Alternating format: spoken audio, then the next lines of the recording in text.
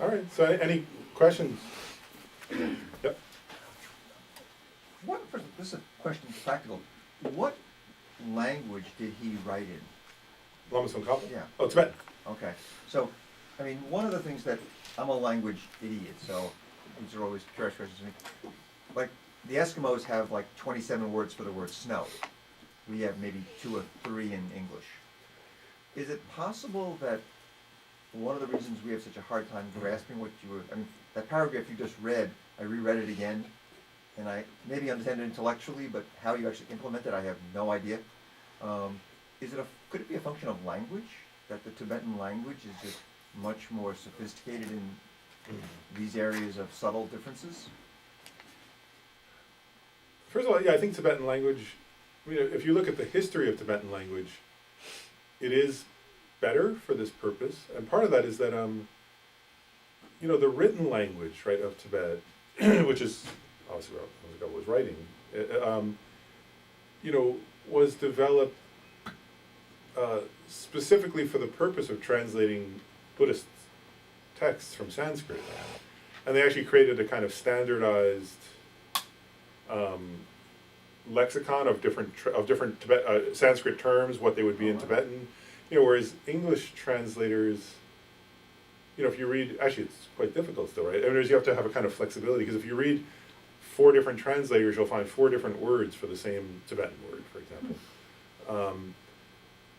And you can ask each translator, sometimes they'll talk about it, and they'll sort of say why they chose that word, but, because the Tibetan word has different connotations, but the Tibetan, Tibetan's not the same as Sanskrit, so it's not perfect, of course, but, because, he's basing his teachings on the Sanskrit texts, like Chandrakirti and Nagarjuna wrote in Sanskrit. So on the one hand, I do think Tibetan is better, and I think, for this purpose. But then another part of it, I guess, that I'll share that's true, because I've talked to many Tibetan friends and monks and scholars, is that, let's see if I say this right, even in Tibetan, though, first of all, even in Tibetan, this material is difficult, is one point. Because it's difficult by its nature to understand and to realize. And then also, actually, in one way, one thing that's interesting is that, let's see if I say this right, the Lamrim is somewhat of an exception to this, but even in the Lamrim, actually, like, to say it the right way, it's, Tibetan Buddhism, unlike English in this way, is very much like a tradition of, let's actually think about this, I'll just go into a little detail just for a minute, because I think it's part of what you're getting at, under a deeper level, or part of it, anyway, is, it's actually funny. I made the joke earlier about Bob Thurman's comment about Jedi, right? But actually, last night I was having this conversation with Shayla, some of you met her, and we were talking, and we were saying, like, wow, like until I met Buddhism, there was no idea of like a teacher-disciple relationship. And I was like, well, except Yoda. That's what it is. It's like, I started laughing. It was like going, yeah, until like telling about Buddhism, there was nothing. And I was like, well, there was the first thing. But the point being that, and the reason I'm joking about that is that actually, like, there is, in Tibetan culture, the idea of studying like these texts without a context of a teacher-disciple relationship would be untenable, unheard of, and so like, and there are different ways people do that, right? But like, part of it is that like, it's, so they would like, so for example, like in this paragraph you were just referring to, right, where he talks about things like contaminated and uncontaminated aggregates, right? And the, and so on. I guess my point is that, like, I mean, an ordinary Tibetan person who's not studied Buddhism much, it's actually a problem. Like when we look for translators, sometimes people who are who grow up speaking Tibetan and talk to their children, and talk to their spouse in Tibetan, can't translate this material, because if you say to them, "What are the contaminated and uncontaminated aggregates?" they'll say, like, they might not know. Actually, I mean, if they're just if they haven't studied much. Because it's like a, say it right, it's concepts that come out of this, like the tradition of deep Buddhist study. And if you want, like, I'll just give an example. Like when I see like Tashi, for example, I'm good friends with Tashi, and who's a geshe himself, right? But when he studies something like this, he'll understand much of it, but then he'll come across something, and then he'll go to Kensei Rinpoche, who's his teacher, right? And he'll say, well, what does this part mean? And Kensei Rinpoche will say, it means this. And then Tashi will say, well, what do you mean it means that? And then Rinpoche will say, like in this text, in the Abhisamaya Alamkara it says this, and in the Abhidharma it says that. And, and then they'll have a back and forth ongoing discussion until Tashi sort of has the experience of like, oh, okay, and then he'll go back, and continue his reading. And that's kind of what it's like. Does that make sense? So like, and you imagine doing that over decades as they're growing and learning, and then eventually, of course,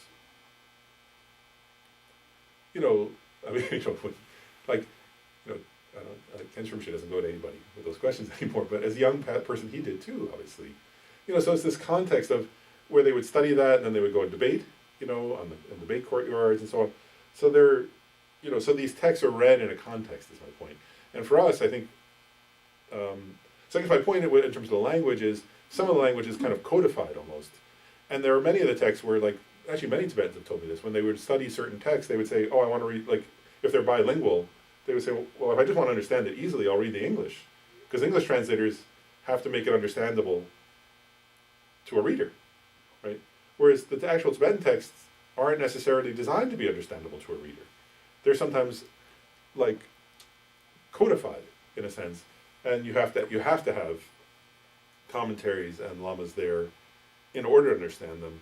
And then they open up like this kind of, they're like this codified, some of the very deep texts, for example, they're like almost like a codified language that if someone like Yuma Kensei sits down, he can just read it, because he knows that, he understands that language. But to a younger Tibetan layperson, they would look at it and say, I don't know what this is. And to a younger, even to a kind of, a monk or a nun who are in their 30s, they might be able to understand it, but they might have to go and say, well, this part I don't quite understand. And it's designed that way, because all those texts grew up in a context of relationship, actually. Part of it is that we are so isolated to a large extent, aren't we? Like, so much of our study is done through just reading a book, for example, which wouldn't have happened in that culture. Well, it's the same reason why we're here. I'll speak at least for me. You're so much more knowledgeable than I am that you're able to give context to what's written here that I would never get on my own. And that's what we all need. Yeah, we all need that from each other in a way, as we go along. And so we have to create our own way of doing that, which is what we're trying to do here. Yeah, and that's the idea in a way. And there's the last thing I'll say just about that is it's always struck me like, I remember this one time I was at a teaching by Lama Zopa Rinpoche. You probably had this experience, Lama Zopa Rinpoche, but where he was going to teach on the three principal aspects of the path, which is a short Lam Rim text. And I think there's a line, maybe it was the foundation of all good qualities. I can't remember which one it was now, but I'd have to look it up. But in the first line of the text, there's this phrase, Jetsun Lama, which they usually translate as Venerable Lama when they translate that text. And he spent, I think it was like 2 days, it was supposed to be 2-day teaching, and he spent most of the 2 days describing the word Jetsun. Like just saying, what does this word mean? And it was like, it was this codified, it was like, wow, you could teach the entire Buddhist path based on that one word. And then like, after like almost 2 days, I think, it was like a weekend teaching, I think. It was like, he spent most of the time teaching just Jetsun. Wow. And then he said like something like, oh, I was supposed to teach the whole text, he sort of started laughing. But it's like that, so in other words, you can go as deep as you want, or you can kind of give, it's like this, I just think Tibetan is quite interesting that way, in the sense that you can really go deeply into something, or you can keep a further distance. But for sure, you're correct. It has, Tibetan was designed in a way to be suitable for the translation of, this kind of Tibetan, not, this, what's called Tibetan written language, which is quite different. You could also, the last thing I'll say about it is also, it's interesting if you study colloquial Tibetan, that you won't, alone, if you only study that, you won't be able to read Dharma texts. And and I know people who can read Dharma texts and they can't speak. So, because the language is, it's a bit like, I don't know what the best analogy would be, but,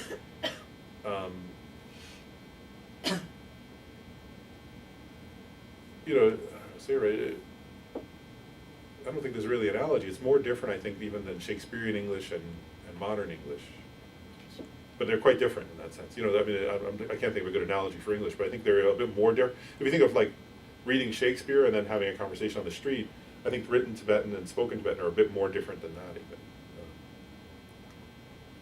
So this, if you're reading the Tibetan here, it's literally something that was created long time after Tibet actually was established, and they almost created a separate lexicon for translating the Sanskrit teachings of Buddhism. Yeah, and it's been a problem. Like, a number of people have tried to do that with, and you can imagine, right? A number of people have initiated efforts to do that for Western translators, but of course, Westerners are quite like, it's like herding cats or something. They won't, say, "Oh, I'm not going to use your translation." How do you, people can do what they want. So there's a sense of individual freedom, and that culturally we have, whereas Tibetans were quite okay to create a kind of shared lexicon and use it, actually. Westerners just won't use it. And one thing I'll say, though, that I do find useful about that personally, the difficulty is you have to really be flexible, right, cognitively. Because you can read sometimes I'll do that, I'll read two different translations of the same text, and they're completely different. The value of that, though, for me, personally, has been, that especially if you can, sometimes translators will describe in the footnote or something why they chose a certain term. And sometimes if you think deeply about, like Bob Thurman is an example, where his terms are unlike anybody else's, kind of very idiosyncratic. But I guess part of what I think is beneficial sometimes of reading different translators is then when you go back to a particular one, and that's the same word, that this person used this and this person used that, then you start to get a sense of the Tibetan, right? Like in other words, that the Tibetan holds all those meanings. Mm-hmm. And there is no one English word that holds all those meanings. Mm-hmm. But then you can have the sense of when you read the word, you start to have a greater sense of what the varied meanings are of that term, because you've read different translators' choices. And so that can actually be useful in that sense, where you can start to get a sense of the various implications. Because there is no term, right? There is nothing like Jetson. There's no term in English that can capture all the meanings Lama Zorimshe was getting at. But once you've heard that commentary, and then you read the word venerable, for example, that somebody used as a translation, which doesn't really mean all the stuff that Jetson means, you can start to have some sense of, oh, okay, this is that. This isn't just venerable. This is all those other things. So, yeah, but it takes a lot of study then to that would explain actually, because a lot of times I've seen the teachings where the Geshe or the Lama or His Holiness is teaching in Tibetan with a great translator, but the actual teacher actually has a fairly good grasp of English as well, and the translator will use a word and they'll stop them, and then they'll have a debate which term is about better. Which is the English term to use in that context. And it really makes sense, because also there's some Tibetan words which means different things even in different contexts too. Which is another challenge. Yep. So the experience, would someone know if they're experientially progressing or improving? I mean, I'm nowhere there. I'm like just thinking, would people know? Like in your example where, like nuns, they would go to a high elevation so that they have that visceral experience of maybe falling. In that example, would they know, like at some point, I'm improved, like my experience is progressing because I'm less afraid? Oh, I see what you're getting. Like, I think there are I'll give a couple different answers. I think it's a interesting and complicated question in a way, in my own opinion, which is that I'll give two different answers, I think both of which are true, but they seem different. Because one answer would be, if for anybody, there is a Dharma practice in general, and that would include the meditation on emptiness. Actually, well, okay, they would actually say this. So one way of, I guess, okay, I'll start in the reverse order. On the one hand, sometimes people make mistakes in their understanding of, are they progressing? And Lama Tsongkhapa addresses that in the coming pages, where he points out sometimes people have a subtle misunderstanding of emptiness, but think they understood it correctly.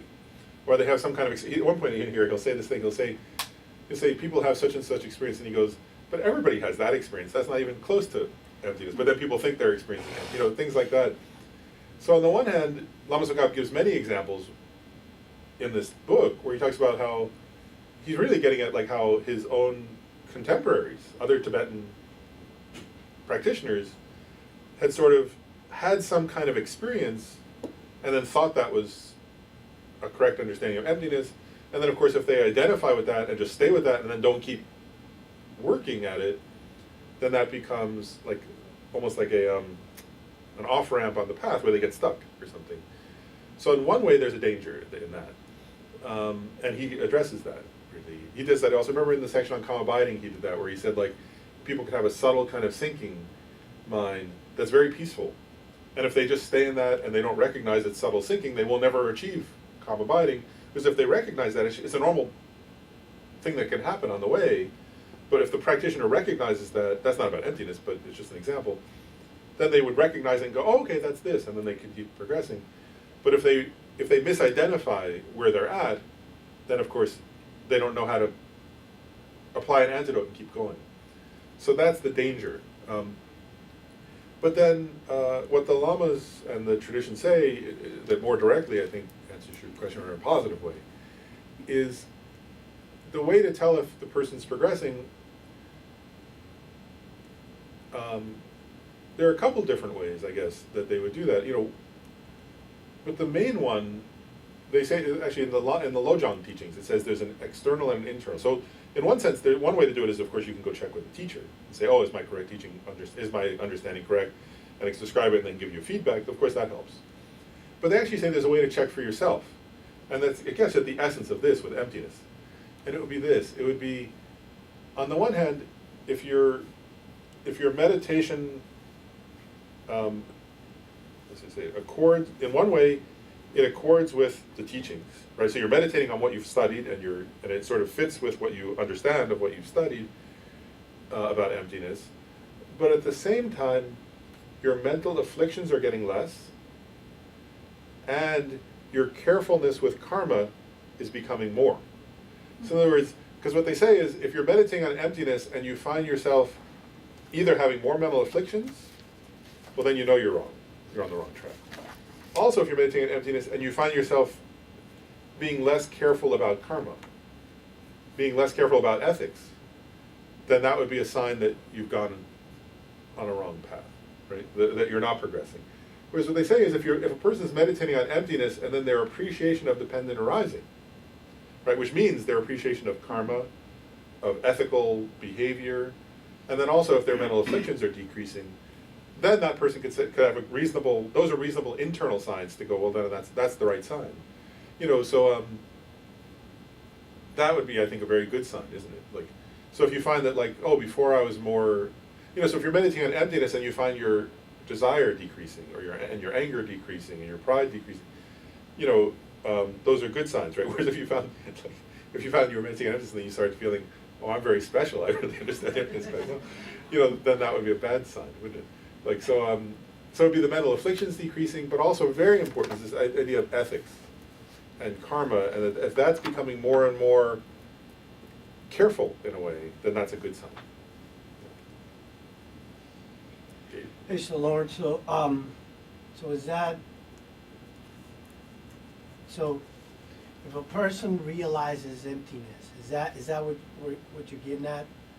Would you define like realizing emptiness as a I don't know, I'm trying to understand the difference between understanding emptiness, even beyond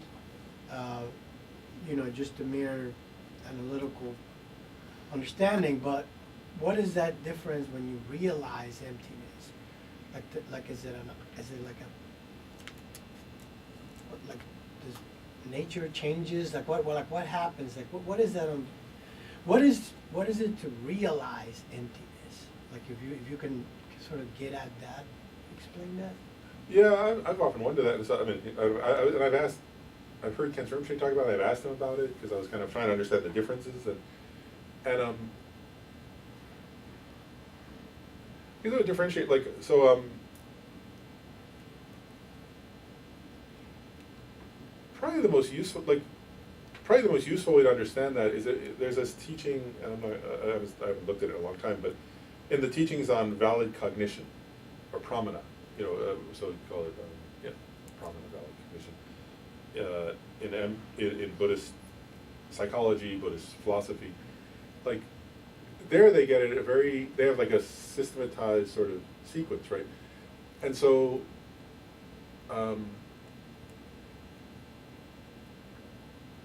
they talk about, in that system of sort of describing, and really pramana, another way of calling it is, you know, how do we know what we know, or something like that. It's a study of that. So it's getting at realization. How do we know if we realize something? And they talk about, you start off with a wrong view. So if we talk about emptiness, right? So a person starts off with a wrong view, or the grasping at an inherently existent self, right?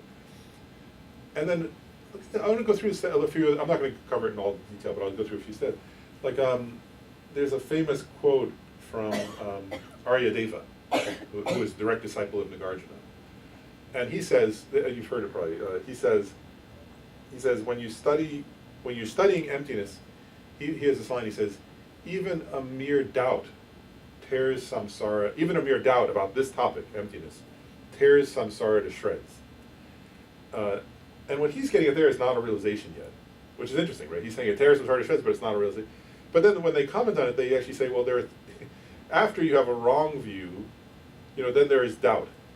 And there are three types of doubt that a person can have. This is psychology, actually. If you think it's your own experience, not. But there's doubt that leads in the wrong direction, which is where somebody would think, well, I don't know, teaching emptiness is kind of interesting, but I don't think that's true, how things exist.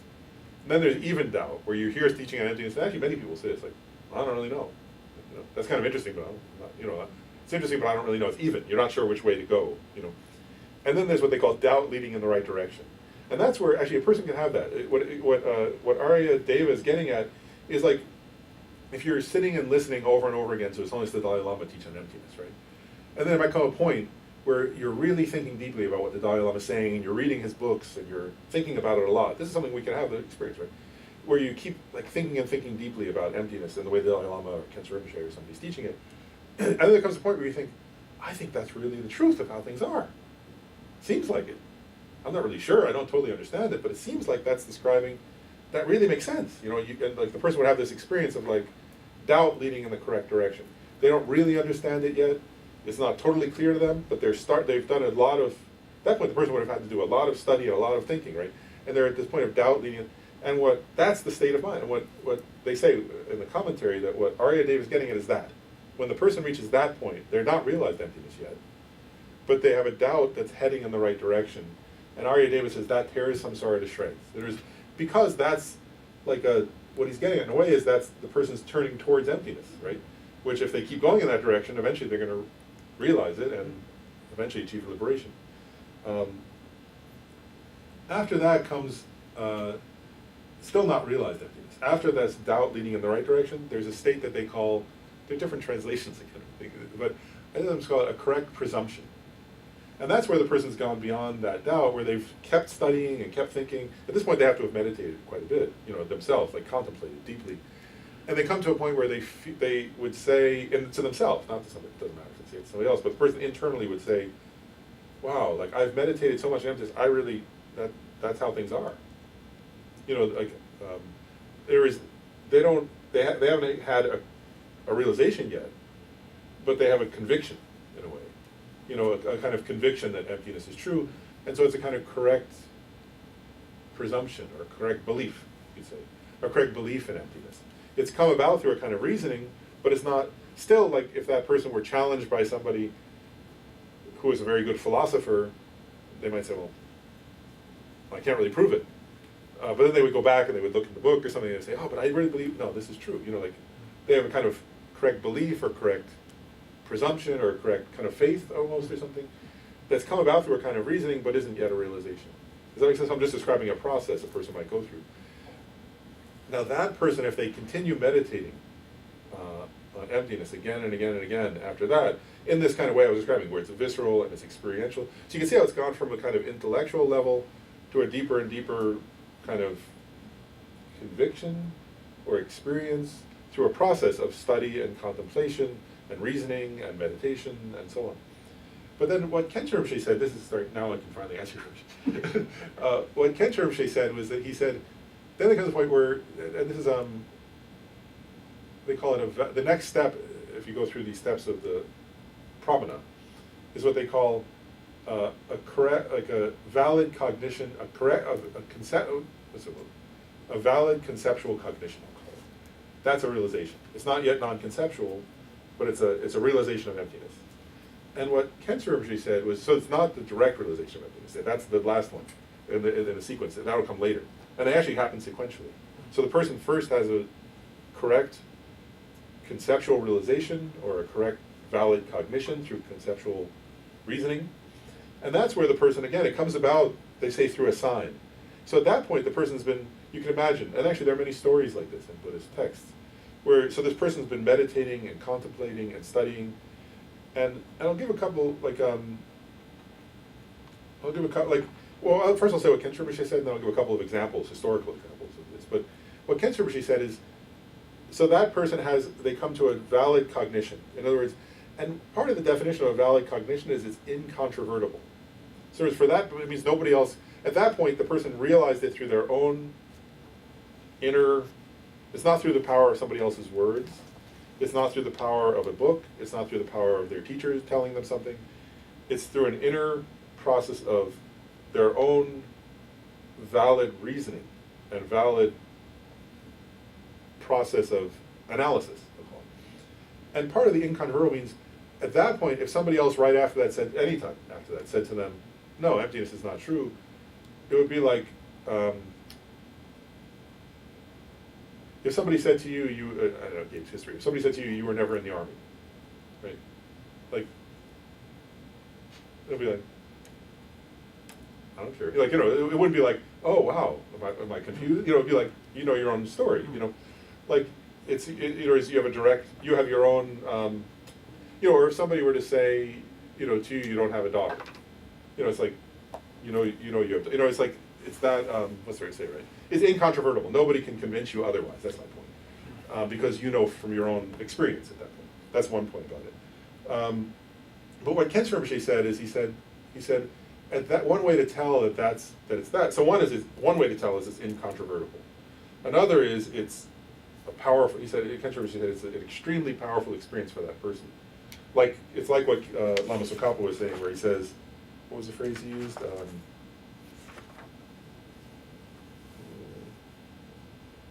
finding the phrase, but where he said something like, it's what do you say, powerful, and what was the word he used there? I can't remember. Crushing. Crushing, yes.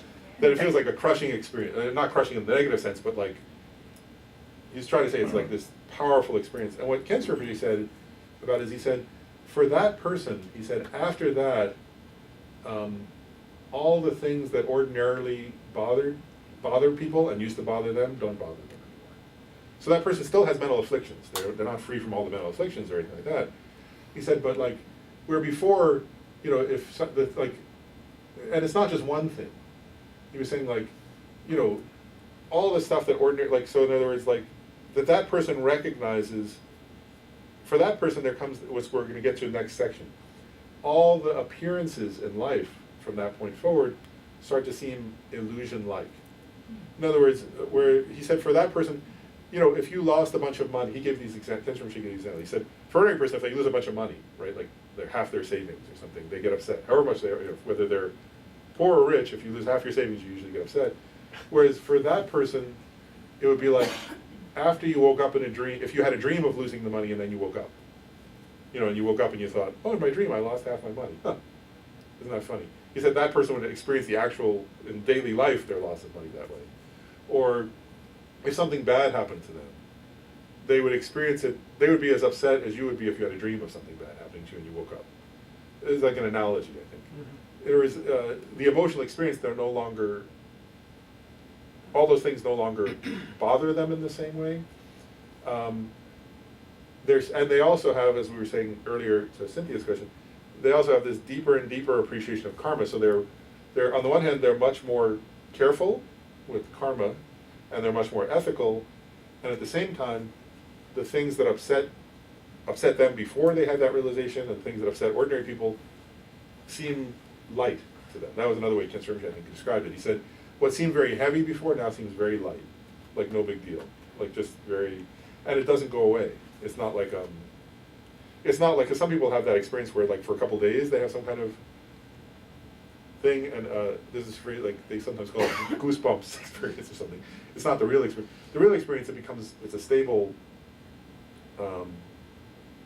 transformation of a person's personality, actually, really, where the person's personality changes from that point forward.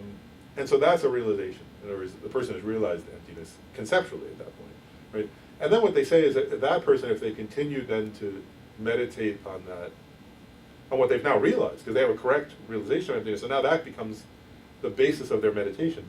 And meditation in this sense means they're familiarizing the mind, right? They're immersing and familiarizing their mind with what they've already realized at that point. And they use the same reasoning. They also, Arya Deva also says, once you've realized the emptiness of one thing, you can realize the emptiness of other things. You know, so they would then use that same reasoning to meditate on whatever starts to appear to them, right? So, you know, like if something, and I'll make another point I thought was interesting, like a couple minutes, I'll just say another thing too. I was thinking about this, like, there's a teaching actually about how people progress through, in the practice towards the realization, direct realization. And there is one, probably some people have studied this, where it describes like there are 5 strengths and 5 powers. And I'm just going to share my own reflection on that, because it's related to what we're talking about. You know, for an ordinary person who just has like an intellectual understanding of emptiness, right? And then say something difficult happens in your life. You know, like some very stressful thing happens, or or you have a bad experience with somebody, Yes. or, yeah, whatever. Something very painful happens, or difficult, or stressful, or, you know, I was actually talking to a friend about this. Like, if you just have an intellectual understanding of emptiness, I was like, you don't have these strengths or powers. In other words, it's not strong or powerful enough to do much. It helps a little, maybe, you know. But if it's just intellectual, and then something really difficult happens in your life, it's good to think about emptiness. But many people, you'll describe it, you know, like you'll be like, well, yeah, I mean that's true. Your experience will be like, you think about emptiness, and you're experienced by, well, yeah, emptiness is, I agree with it. It doesn't really help much. I'm still so angry, or I'm still so disturbed, or I'm still so upset, or I'm still so agitated, whatever it would be, right? Whereas through this, you've not yet realized emptiness directly, but you have this valid cognition, this realization of emptiness. That person eventually develops these strengths or powers, and what that really means, in a way, one way of describing it, I mean, there are 5 of them, so I'm not going to go through all of it, but part of that is that their experience of emptiness becomes powerful enough that they can overcome, that something bad will happen, they're not beyond getting upset, right? But like, when they get upset, and then they think of emptiness and meditate on it a little bit, it has a power to subdue their mind. You know, so if they're very agitated by, like something very major happens, right? That person can then sit down and meditate on emptiness, and it has a strength where their mind actually subdues, and the agitation or the upset or the anger or the whatever gets pacified through their meditation. Whereas for somebody who hasn't had that realization yet, our experience of emptiness is too weak, in a way, is one way I would put it. That's my own word, you know. But as you have that strength of the realization, it overwhelms, in a sense, the negativities. Anyway, and as the person develops calm abiding and continues to meditate on that, then they gain a direct realization of emptiness. You know, which is, so they're in other words, sometimes you can differentiate. There's the valid cognition, that's a conceptual realization of emptiness, which is this thing I was just describing. And then there's the direct realization of emptiness, which comes on the path of seeing, right? That's defines the path of seeing. And at that point, there's no conceptuality. It's completely naked, they call it, completely non-conceptual, totally direct perception of emptiness, with no veil of conceptuality of subject and object. They sometimes say the experience of that is like water poured into water. You know, the mind, like there's no differentiation subjectively for that person. And part of the way one way of describing that that's totally different is, at that point, a person who achieved the path of seeing, and if they're Mahayana, Bodhisattva, they still have actually mental afflictions at that point, though they're much weaker. But a few things happen that, again, you can tell it's a totally different experience. One is they're now an Arya, right? They've realized emptiness directly. At that point, they no longer take rebirth through the power of karma and delusions. They take rebirth through the power of compassionate prayer. So that again, like if you think of transformation, that's a much bigger transformation. Because the other person, again, like as they're dying, if they haven't realized emptiness directly, as they're dying, they can think of emptiness and it will help them. But still, their next rebirth will come about through karma and through the mental afflictions. Whereas this person, their realization of it is so powerful that their mental afflictions are too weak, in a sense, to cause them rebirth. And their karma is so purified that they take rebirth through the power of prayer and compassionate activity. And that person can do miraculous. It's a different level of transformation. That person can do things that we would call miraculous. They can perform all kinds of. So direct means non-dual. No dualistic. When they realize emptiness, it's without a sense of subject and object dualism. There's not even a subtle. Whereas the other person, again, it's very deep and visceral, but there's still a subtle. There's two things. One is there's a subtle sense of subject and object that's very subtle for that person, and there's a subtle sort of sense of let's say right. They're not thinking cognitive. It's very subtle in English. It's very hard to say because they're not cognitively thinking, "Oh wow, that's emptiness." There is it's deeper than that, but there's a sort of subtle conceptuality that's like it's a mental image of emptiness. Actually, that's the way of saying it. It's like it's a mental image of emptiness that's a correct mental image, but it's not the actual emptiness. It's like the difference between one way of saying it is it's like you've been to New York many times, or DC. Let's say DC, you go there every day, right? So if you think of DC and of like where you work, you have a correct image of that in your mind. You know how to get there. You know what the streets are like. It's all correct actually, but it's not the same as actually being there. So in a way, it's like there's a difference between there's a conceptuality that. Let's see what you say right. That's a correct conceptuality, but it's still a mental image, and that's different from the direct experience. So, like a direct experience with the visual consciousness would be like, if somebody held a flower, you're not realizing emptiness. You would have a direct visual perception of a flower. At that point, the emptiness. So, one point is it's a direct perception, and there's no conceptual overlay. Yeah. I guess we went over the time, but does that kind of answer your question? I gave a long answer, but. I think it was good though that we talked a little bit, and then next time we're going to get into. Let's describe it very briefly. So next time we're going to get into this point about.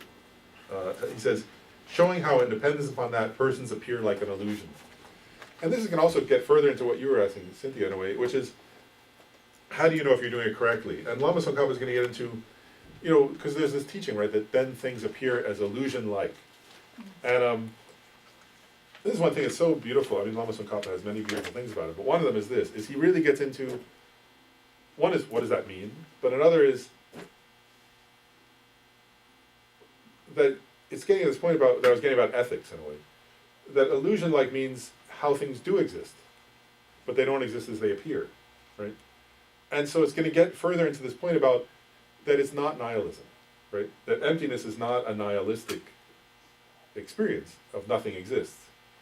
It's an experience that the object of negation doesn't exist, but things are dependently origin. Right? The meaning of emptiness, the meaning of dependent origination, is synonyms, and that means things do exist, right? As mere dependent originations. And so his point about illusion is going to get at some very subtle points about how things appear in this illusion-like manner, while they're empty of inherent existence. And it's another way. It's another way of understanding if we've understood emptiness correctly. That's why I mentioned it in the context of your book. Is as one deepens one's understanding of emptiness, this meaning of illusion-like will become deeper. And that's what I was saying. Like where Kensho Rishi said, the person who's had the correct conceptual realization of emptiness, for them things actually appear as illusion-like. But Lama Tsongkhapa is going to say there are ways people misunderstand illusion-like. Sometimes people think, it's like, it's an illusion, nothing exists. And he's saying, no, that's not the meaning of illusion-like. Illusion-like means things, like the appearance of of an illusion, that appearance does exist, right? But if it's an illusion, it's not what it appears to be, isn't it? So it's very subtle. You know, it's getting at a very subtle point. Because if you take illusion-like to mean things don't exist, then you've misunderstood illusion-like, right? Illusion-like means, it's very subtle, isn't it? The appearance of the illusion exists, but it's not what it appears to be, isn't that? That's what illusion means, right? And he's going to get into how does that apply to emptiness. And then he's going to get into these subtle points about, you know, that you can realize something's illusion-like, but that doesn't mean you've realized emptiness either. Because there are things that are, you know, if you realize that a magic trick's an illusion, that doesn't mean you've realized emptiness, of course. So he's going to get into some very subtle points about that. But I think it's quite beautiful. So we'll do the next class just on the illusion-like. We'll do the whole class on the meaning of illusion-like. But okay, so we should do the dedication. The supreme jewel bodhicitta, where it has not arisen, may it arise and grow. Where it has arisen, may it not decrease, but increase more and more. In this snowy mountain paradise, you the source of good and happiness, all-powerful Chenrezig Tenzin Gyatso, please remain until samsara ends. Now, regarding that last prayer, right, that's the brief long life prayer for His Holiness the Dalai Lama. And I just want to make sure it's all dedicated like that, particularly because, you know, His Holiness is 83 and was just released, right? He was in the hospital with an infection, lung infection for a few days. He was released and apparently he's doing better, but we can dedicate for the long life, particularly of His Holiness the Dalai Lama, who so embodies and teaches the path of all these topics and compassion particularly.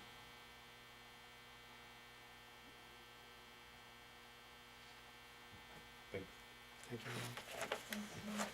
Thank you. What's the next class? Well, the next one's in early May. What's it? Oh, because we have the retreat day coming up. Yeah, so May 4th is next class, yeah. I was thinking how, you know, when you talk about realization of emptiness, Lama Tsongkhapa composed the Praise of Dependent Origination after. Yeah, right after. Like, that's just mind blowing. Isn't that good? Yeah. Like you read the text, but then if you like go back to read it with the context of him having just realized. When you get the feeling in it of how, like, it was like this, like, right? I mean, it's so much gratitude to the Buddha, right? Like, it's like so beautiful. He found something at that point. That he'd been looking for forever. I love that text. I also get what you're saying, like when you're talking about this illusory or like merely labeled. Like when Lama's open, I always start like, you know, when I see things like everyday stuff, like this is merely label problem, merely label this, merely label that. But then you know, if you just do that, then you might, it's almost like things like what you were saying, like things start like don't not matter anymore. Like it's mere label, but you gotta be careful because then it's like it doesn't matter. Yeah. And you get this thing about like I don't know, a certain indifference that it's not quite what you're trying to get at, but it turns into a difference a little bit. There's this one line, I'll just see if I can find it quick. I was like, yesterday when I was preparing, we didn't get to it today, but it says,